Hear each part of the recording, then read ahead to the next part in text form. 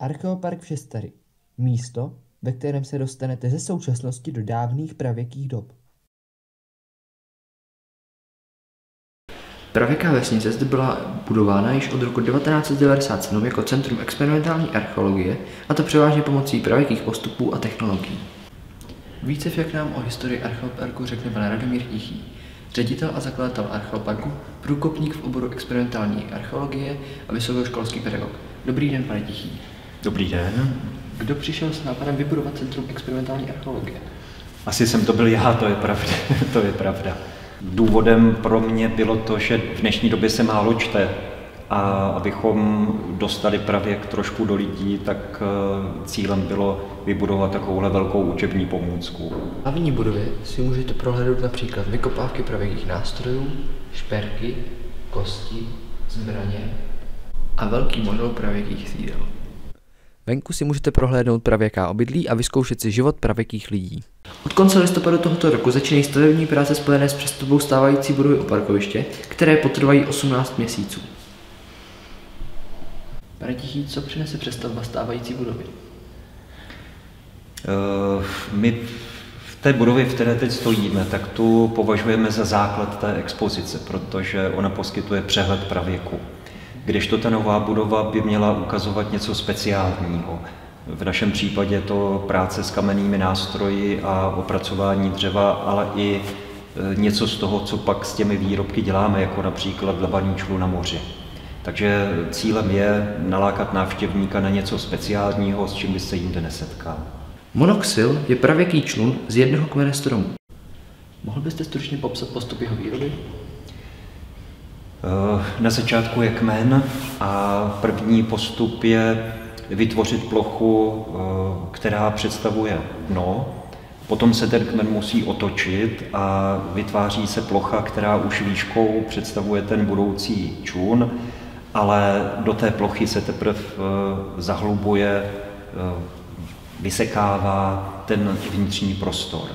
Takže nejméně jednou se musí otočit, potom se zahlubuje teda směrem ke dnu, k tomu budoucímu dnu toho člunu, a naposledy se opracovává vnitřek, to znamená zužují se stěny, kontroluje se síla dna nebo se tvoruje břih a záď.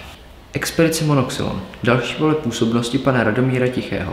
Jedná se o experimentální archeologickou plavbu, kterou pořádá on a jeho tým.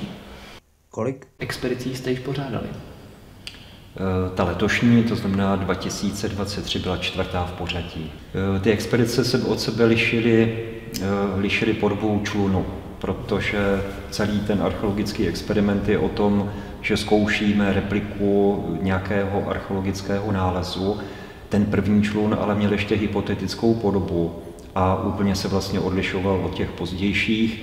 A my jsme se až časem dozvěděli tu podobu archeologické předlohy, což byl člun z italského jezera Bracciano, a tím najednou se člun prodloužil, takže pro expedici Monoxylon 2 už byl člun, ten původní byl 6 metrů dlouhý, ten další byl 9 metrů dlouhý, ale pořád ještě nedosahoval délky té archeologické předlohy.